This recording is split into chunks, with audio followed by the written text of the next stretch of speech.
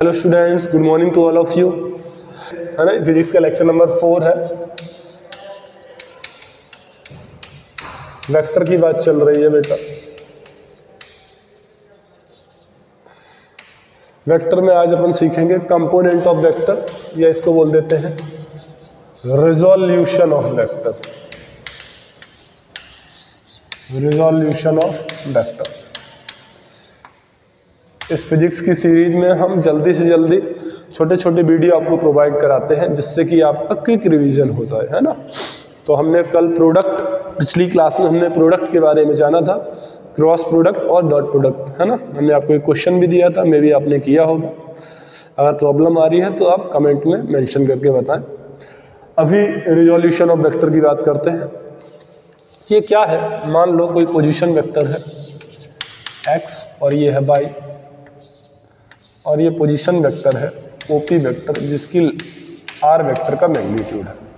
ये यहाँ से एंगल थीटा एंगल बना रहा है, तो यहाँ से अगर मैं एक एल्टीट्यूड डाल दूँ तो ये तो हमारा बेस हो जाएगा और ये हमारा परपेंडिकुलर हो जाएगा, ठीक है ना। अगर मैं इसे m बोल दूँ तो OM जो कि बेस है, हम कहेंगे, क्या कहेंगे, साइन थीटा इक्वल टू, है ना, क्या कहेंगे, PM perpendicular upon hypotenuse OP। तो बेसिकली साइन थीटा हमारा क्या आ जाएगा, है ना, या हमारा PM क्या आ जाएगा, PM equal to OP sine theta. ये आ जाएगा कि नहीं आ जाएगा, ठीक है। सिमिलरली अगर मैं कॉस थीटा ले लेता हूँ इसमें, तो cos theta base upon hypotenuse, तो OM क्या है, OM बेस है अपॉन फिर से OP हाइपोटेनियस है, तो OP। तो cos थीटा इक्वल टू हमारा क्या मिल जाएगा, OM अपॉन OP। और OM कितना है बेटा, OM कितना निकाल सकते हैं यहाँ से हम, OM इक्वल टू क्या लिखेंगे, OM equal to OP cos theta. तो यही जो है OM की वैल्यू कितनी आ गई, OM की वैल्यू कितनी आ गई, जो बेस हमारा कितना आ गया, OP cos थीटा। तो OP है कितना, R मैग्नीट्यूड, तो हम क्या बोल देंगे, R cos थीटा। ऐसे ही PM आ गया OP sin थीटा, OP है कितना, R, तो हम क्या बोल देंगे, R sin थीटा। तो जो OP वेक्टर आ गया, OP वेक्टर कितना आया बच्चों, OP वेक्टर हमारा आ गया, क्या आ गया, ये वाला x और y। तो ये x कोऑर्डिनेट होगा और ये y कोऑर्डिनेट होगा। x कितनी लेंथ है, r cos थीटा, यहाँ पे y कितनी लेंथ है, r sin थीटा। तो हम लिखेंगे r cos थीटा। चूंकि वेक्टर है, वेक्टर तो वेक्टर फॉर्म में लिखते हैं, i कैप लगाएंगे और y डायरेक्शन में j कैप लगाएंगे, i cap plus r sin theta, इधर क्या लगाएंगे, j कैप लगाएंगे, ठीक है। तो ये क्या आ गया, r vector equal to R cos theta plus R sin theta, ये पोजीशन वेक्टर आ गया। और इसके कोऑर्डिनेट क्या आ गए, बेसिकली कोऑर्डिनेट क्या आ जाएंगे, R square cos square theta plus R square sin square theta. देखो इसका मैग्नीट्यूड जो आएगा, मैग्नीट्यूड जो इसका आएगा वो तो R ही आना है। देख लो कैसे, R ही निकल के आएगा। अगर R स्क्वायर कॉमन ले लिया तो क्या बचा, cos square theta plus sin square theta, और ये कितना होता है 1। तो R स्क्वायर कितना आ गया, R आ गया ना, तो R बराबर R आ गया, तो वो तो आना ही था। मैग्नीट्यूड तो ऐसे ही निकालते हैं ना, तो R मैग्नीट्यूड आ गया। बेसिकली कंपोनेंट क्या क्या हुआ, तो X कंपोनेंट क्या है, X कंपोनेंट या इसे बोल सकते हैं resolution in x direction of OP vector. Resolution of x direction in x direction of OP vector का रिजोल्यूशन क्या आ रहा है, इस वेक्टर की शैडो कितनी आ रही है, r cos थीटा। ये x कंपोनेंट है, तो हम क्या लिखेंगे, r cos थीटा। ऐसे ही y कंपोनेंट कितना आएगा, r क्या है, r sin थीटा। तो ये y कंपोनेंट हो गया। तो ये वेक्टर के कंपोनेंट निकालने का तरीका है। क्या होता है, r cos theta, r sin theta. जैसे कि अगर मैं एक दो क्वेश्चन ले लूं, मैं बोलूं एक प्रोजेक्टाइल मोशन हो रहा है, सर अभी मैंने पढ़ाया नहीं प्रोजेक्टाइल मोशन, मैं एक जनरल क्वेश्चन ले रहा हूं, और वो 30 डिग्री पर 10 मीटर पर सेकेंड की वेलोसिटी से एक बॉल को फेंकता है। एक बॉल को किसी ने प्रोजेक्ट किया at 30 degree angle from the horizontal. कहाँ से लिया है? हॉरिजॉन्टल से 30 डिग्री पर लिया है। तो बताओ x में उसकी वेलोसिटी क्या होगी और y कंपोनेंट में वेलोसिटी क्या होगी। चूंकि फेंका था 10 मीटर पर सेकेंड से, तो बेटा ये बेसिकली ये तो x कंपोनेंट हो गया, तो हम लिखेंगे x कंपोनेंट। तो x कंपोनेंट बेटा क्या होगा? r cos थीटा, और r क्या है यहाँ पर? 10 है, मैग्नीट्यूड 10 है। cos थीटा कितना है? 30 डिग्री। बेटा याद रखो ये जो थीटा है, यहाँ पर जो थीटा है ना, फ्रॉम पॉजिटिव एक्स एक्सिस। कहाँ से लेते हैं? From positive x axis anti clockwise. कैसा बेटा?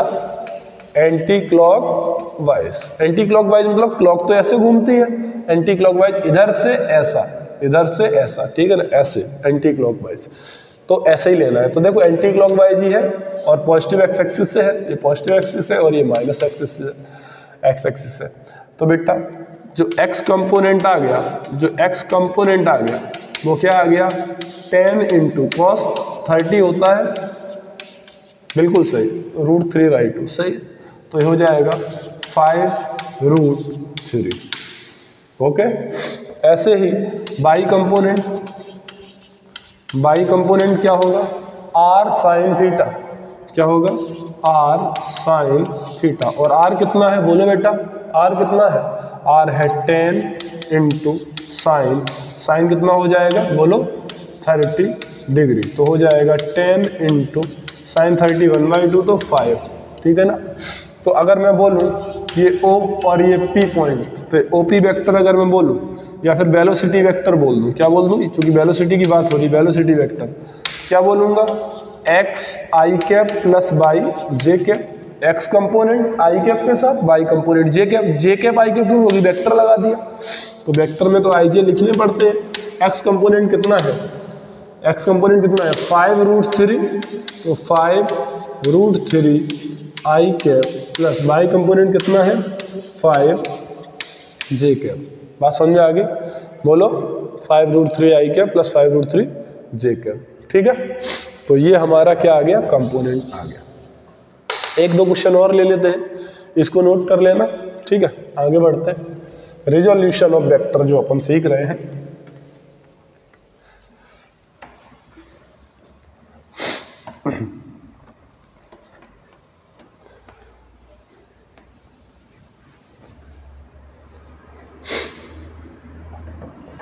जरा देखो, मान लेते हैं प्रोजेक्ट किया गया है ना, 37 डिग्री पर 10 मीटर पर सेकंड से, ठीक है ना। ये y और ये x, तो x कंपोनेंट बताओ, ठीक है ना। x कंपोनेंट और क्या बताना है? y component.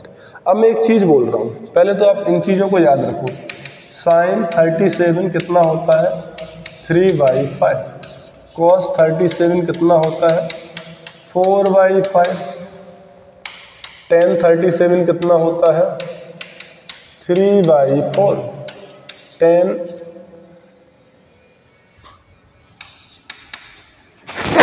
Excuse me, sign 53 कितना होता है? बोलो, होता है 4/5। कॉस 53 कितना होता है?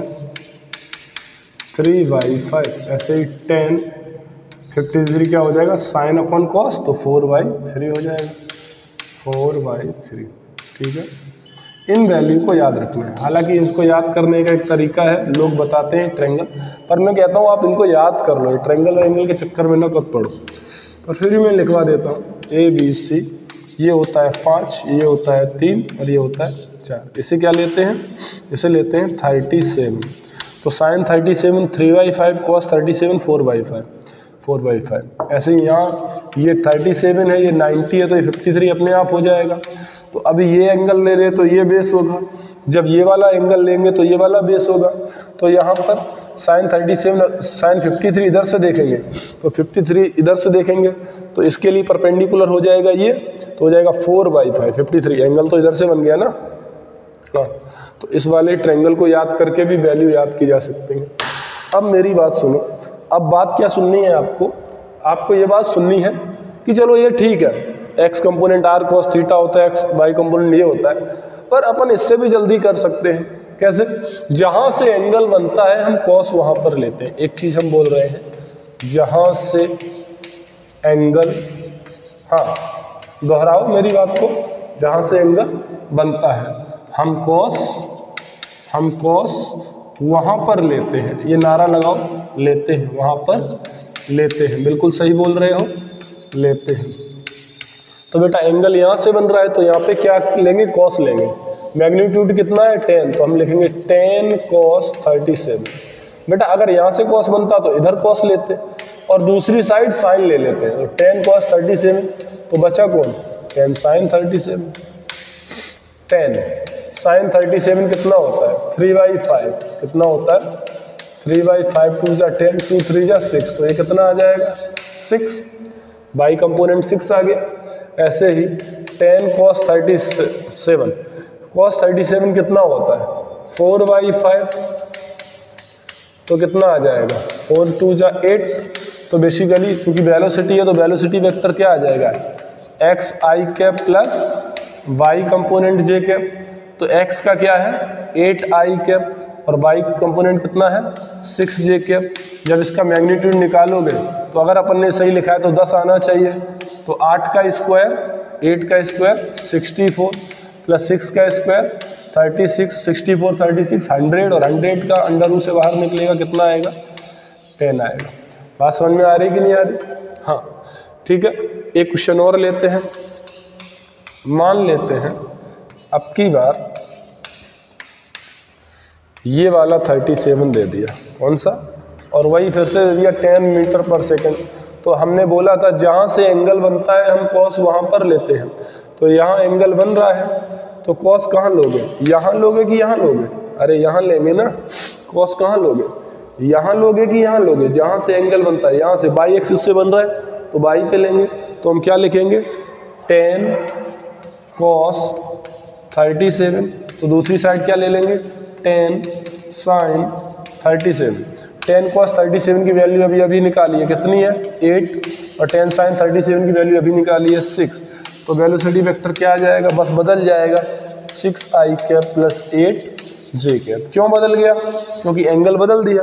पहले 6 कहाँ गया, पहले 8i कैप था 6j कैप था, अब उल्टा हो गया 6i cap plus 8j cap, क्योंकि यहाँ से एंगल बदल दिया। ठीक है ना। अगला जरा देखो, अच्छा इसको अगर ऐसे करेंगे कि एक्स कंपोनेंट बताओ, तो एक्स कंपोनेंट क्या होता है आर कॉस थीटा, पर थीटा कहाँ से लेते हैं, थीटा हमेशा कहाँ से लेते हैं फ्रॉम पॉजिटिव एक्स एक्सिस से। तो ये वाला थीटा लेना पड़ेगा फिर, अगर उससे करेंगे उस वाले मेथड से, तो मुझे ये वाला एंगल निकालना पड़ेगा ना। तो ये पूरा 90, ये 37 से कितना हो जाएगा 53। तो अगर मैं ऐसे लिखूंगा, यहाँ पर लिखूंगा इसका आंसर, उसका इस तरीके से लिखूंगा। वैसे तो मैं कहता हूँ ऐसे लिखो ही मत, पर मान लो तुम्हें लिखना ही है, नहीं मैं तो लिखूंगा सर।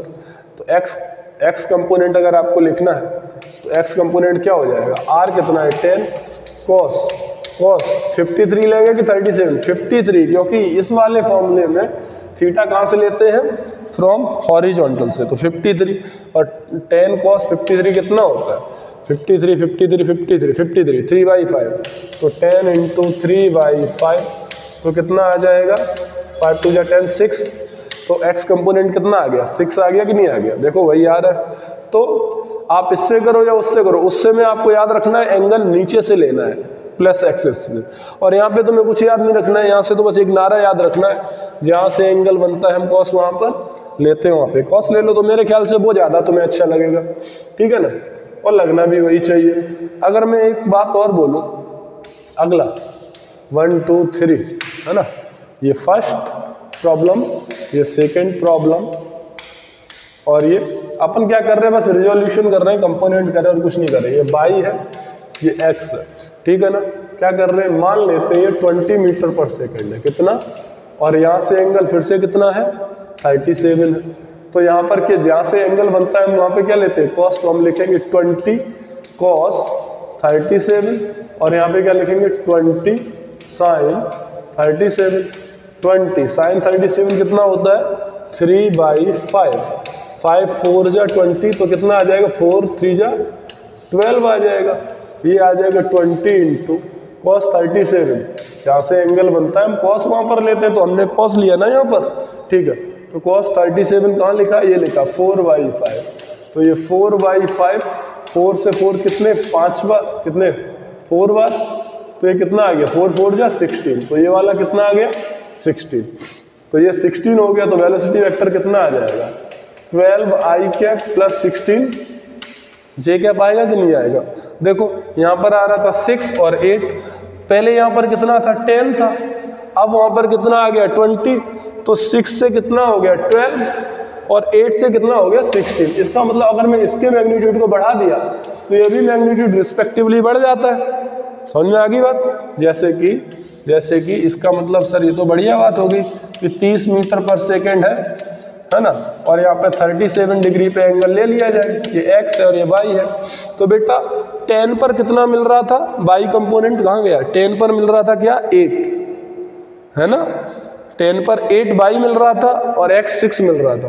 तो अब ये 10 है कि 30 है, 3 गुना है, तो 8 का कितना गुना हो जाएगा 3, तो कितना हो जाएगा 24, और ये मिल रहा था 10 पर 6, तो कितना गुना हो जाएगा 3 टाइम्स हो जाएगा, तो 18 हो जाएगा। तो वेलोसिटी वेक्टर क्या आ जाएगा 18i कैप प्लस 24 जे कैप। ऐसे यहाँ पर डबल है तो डबल, यहाँ पर पहले 8 मिल रहा था, 8 का डबल कितना हो जाएगा 16, और 6 का डबल कितना हो जाएगा 12। बात समझ में आ गई। एंड लास्ट, एक लास्ट कि अगर मान लेते हैं, दिख तो रहा है ना, हाँ ठीक है, अगर मान लेते हैं ये 20 मीटर पर सेकेंड है और यहाँ पर 37 है, कितना है 37, तो ठीक है ये हो जाएगा 20, अब cos यहाँ से बन रहा है एंगल तो यहाँ लेंगे 37, ये हो जाएगा कितना, ये कितना हो जाएगा 20 sin 37। तो जब मैंने इसे देखा तो ये तो वही ऐसा ही है, तो 37, तो जब यहाँ देखा तो 8 था, तो अब ये 20 है, इसको सॉल्व करोगे तो भी आ जाएगा, मैं डायरेक्ट बोल रहा हूँ। 10 था तो 8 था, 20 है तो कितना हो जाएगा 16 हो जाएगा कि नहीं। ऐसे ही 10 था तो 6 था और 2 है तो कितना हो जाएगा 12 हो जाएगा।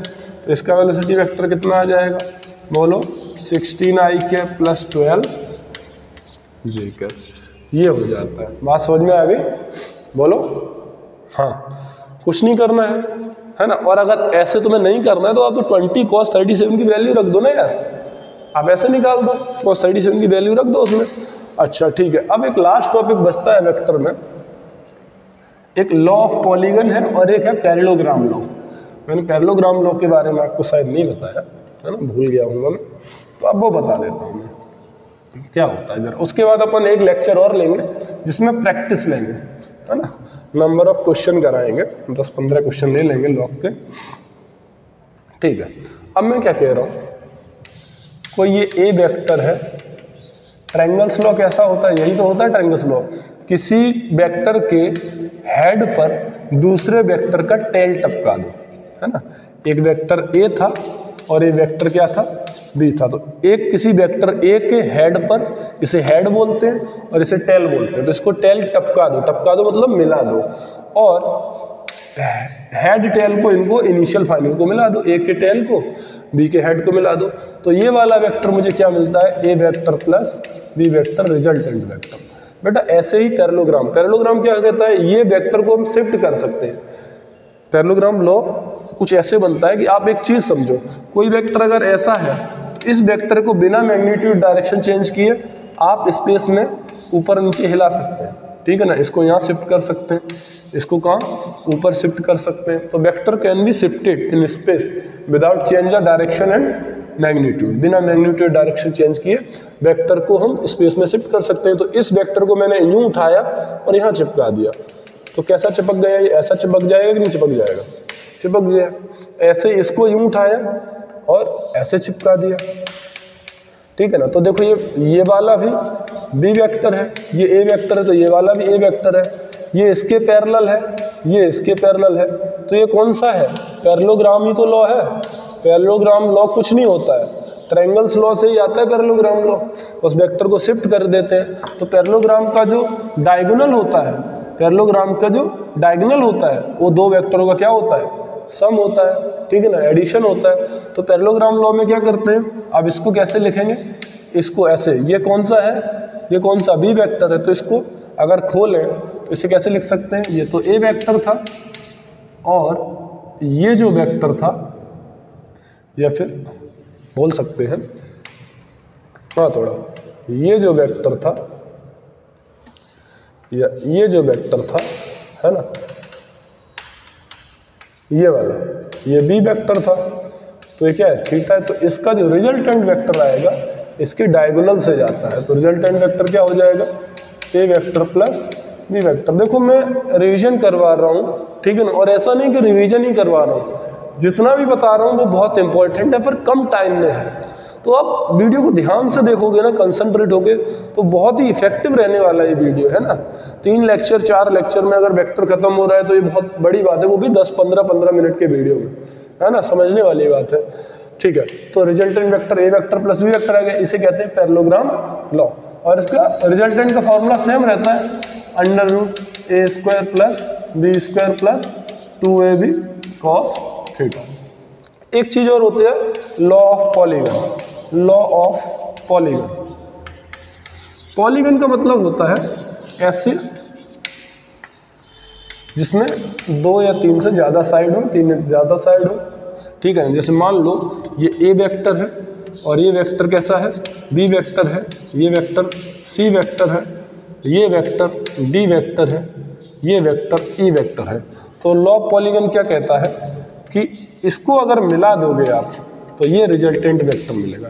देखो इनिशियल और फाइनल को, तो रिजल्टेंट वेक्टर क्या मिलेगा? A vector plus b vector plus c vector plus e vector plus a b c d vector plus e vector, ठीक है ना, बराबर कितना आ जाएगा? रिजल्टेंट वेक्टर हो जाएगा। इसी को लॉ ऑफ पॉलीगन कहते हैं, ठीक है ना। अब लॉ ऑफ पॉलीगन इसे कहते हैं, इसका मान लो एक क्वेश्चन ले लें, आपसे पूछा गया, ठीक है ना, क्या पूछा गया कि बताओ ये ए वेक्टर है, ये बी वेक्टर है और ये सी वेक्टर है, ठीक है ना। तो ऑप्शन दिया गया है a vector plus b vector plus c vector equal to 0, ये ए ऑप्शन है। दूसरा दिया गया है a vector plus b vector minus c vector equal to 0। Third option है a vector plus c vector equal to b vector, and D option है none of these, ठीक है ना, ये दिया गया। तो आप कुछ नहीं करना है, आपको तो लॉ ऑफ पॉलीगन लगाना है। तो लॉ ऑफ पॉलीगन क्या होता है? यहाँ से क्या आ जाएगा? बोलो, घूमते रहो, बस वेक्टर जिधर घूम जाए, ए वेक्टर ठीक है, उस अगला घूम गए ना तो फिर उसी को क्या कर दें? प्लस बी वेक्टर कर देंगे, ठीक है ना। फिर से घूम गए ना तो फिर से क्या कर देंगे? प्लस का सी वेक्टर, क्योंकि नेट वेक्टर वहीं पर आ गया तो रिजल्टेंट कितना हो गया? नल वेक्टर, ठीक है ना। तो यहाँ पर a vector plus b vector plus c vector नहीं, ये तो हो नहीं सकता। A vector plus b vector plus c vector बराबर 0, पर ये 0 लिखा है, इसलिए यहाँ पर होना क्या चाहिए था? 0 वेक्टर होना चाहिए था, पर 0 लिखा है, इसलिए ये वाला भी ऑप्शन नहीं माना जाएगा, ठीक है ना। और ये तो होगा नहीं, तो कौन सा ऑप्शन होगा? None of this. बट अगर मैं 0 वेक्टर कर देता हूँ तो ऑप्शन अपना कौन सा हो जाएगा? A vector plus b vector plus c vector बराबर 0 वेक्टर, जिसे नल वेक्टर बोलते हैं। कभी 0 के बराबर नहीं आएगा वेक्टर का सम, चूंकि वेक्टर है तो वेक्टर क्वांटिटी तो आएगी, तो ये इसमें वेक्टर इसलिए लगाना पड़ेगा। अगर ये नहीं लगा होता तो नन ऑफ दिस अपन ऑप्शन लगाते। तो आज के लिए इतना ही, बाकी क्लास में, अगली क्लास में स्टार्ट करेंगे, ठीक है ना। अगली क्लास में वेक्टर की अपन प्रैक्टिस करेंगे। वेक्टर हमारा इतना ही था, खत्म हो गया। Okay then, thank you, see you tomorrow, thank you so much.